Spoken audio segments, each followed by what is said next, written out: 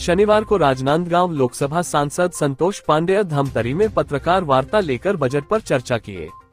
उन्होंने कहा कि यशस्वी नरेंद्र मोदी जी के तीसरे कार्यकाल का पहला बजट पेश हुआ है। वित्त मंत्री निर्मला सीतारमण ने संसद में पेश किया है। यह अर्थव्यवस्था को समर्पित बजट है। बजट में अधोसंरचना विकास के साथ कल्याणकारी योजनाओं का समावेश है।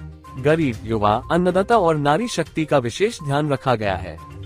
इस दौरान पूर्व विधायक रंजना साहू, भाजपा जिलाध्यक्ष समेत बीजेपी कार्यकर्ता और पदाधिकारी मौजूद रहे।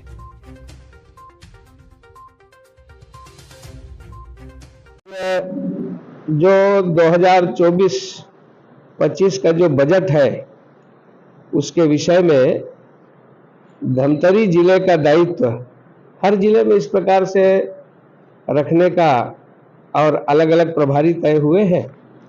उसी के निमित्त में आप सबसे चर्चा करने के लिए यहाँ आया। हम सब जानते हैं कि हमारा जो ये बजट है इसे सर्वस्पर्शी, सर्वव्यापी और सर्वसमावेशी बजट हम कह सकते हैं। इतना ही नहीं, इसमें युवाओं का, महिलाओं का, किसानों का और सबके कल्याण को ध्यान में रख करके बजट प्रस्तुत किया गया है और बहुत ही शानदार बजट माननीय निर्मला सीतारमण जी ने इसे प्रस्तुत किया और 7वीं बार प्रस्तुत करके उन्होंने अभी तक के सारे रिकॉर्ड को उन्होंने तोड़ दिया। विकसित भारत 2047 की ये बजट रोड मैप है और ये जो मैं कहूंगा कि केंद्रीय बजट माननीय मोदी सरकार के प्रति देश के लोगों द्वारा जताए गए ये विश्वास को दर्शाता है। माननीय मोदी जी को जनता ने लगातार तीसरी बार चुना और जैसा मैंडेट मैं ये कह सकता हूं कि नेहरू जी के बाद यदि कोई आए तो माननीय नरेंद्र मोदी जी हुए स्वतंत्र भारत में।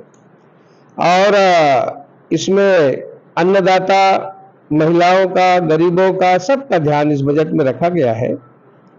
इसमें विकास के 9 सूत्री विषय को शामिल किया गया है, जो कृषि में उत्पादकता और अगली पीढ़ी के लिए इस बजट में ध्यान रखा गया है।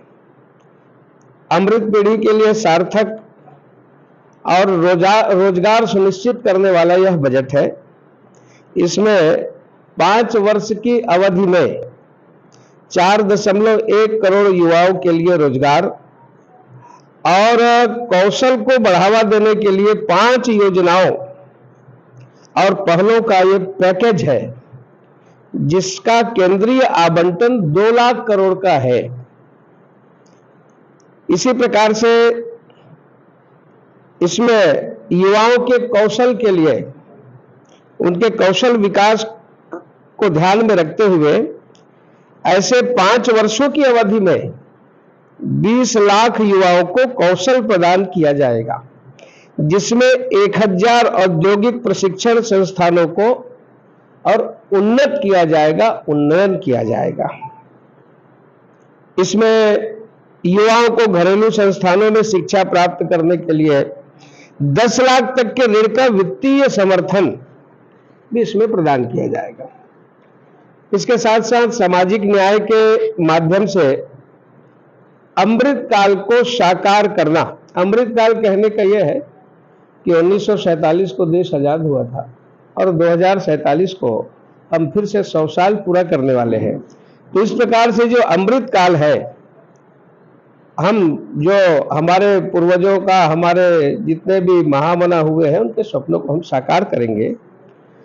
ये अमृत काल ही नहीं, इसको कर्तव्य काल भी कह सकते हैं, जिसमें जैसे मैंने 4 बताया, गरीब, अन्नदाता, युवा और नारी इसमें शामिल है।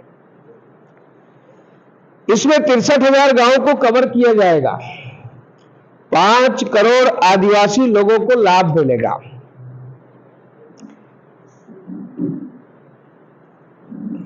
इसमें गरीबों के अपने घर के सपने को साकार करने के लिए पीएम आवास योजना के तहत अतिरिक्त 3 करोड़ घर बनाए जाएंगे। ये 3 करोड़ घर अपने आप में बहुत बड़ी बात है। और आपको ध्यान होगा कि हमारी जो प्रदेश में पूर्ववर्ती सरकार थी, उन्होंने इसको रोक रखा था और जिसके लिए बहुत बड़ा आंदोलन भी हुआ था। और जो गरीबों को छत मिलना चाहिए था, अब हमारी डबल इंजन की सरकार यहाँ भी है वहाँ भी है, तो किसी प्रकार की अवरोध नहीं होगी। ये 3 करोड़ पूरे देश में ये संख्या है।